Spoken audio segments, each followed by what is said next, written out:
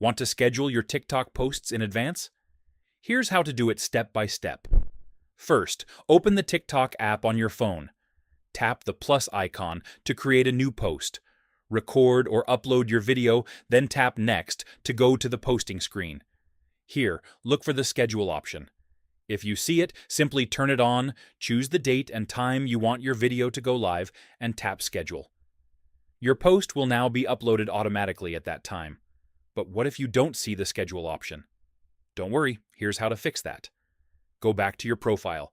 Tap the three lines at the top right. Select Settings and Privacy. Then tap on Account. Now, choose Switch to Business Account. Follow the steps and select any category that fits your content. Once you switch, go back and try posting again. You should now see the Schedule Post option. Another method you can use: download the TikTok Studio app from the App Store or Play Store. Log in with your TikTok account. Upload your video there, tap Next, and you'll see the option to schedule your post.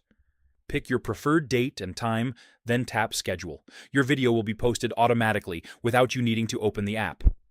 Scheduled posts may appear in your drafts or scheduled section, so don't worry if you don't see them published immediately. And that's it. Super easy and perfect for planning your content in advance.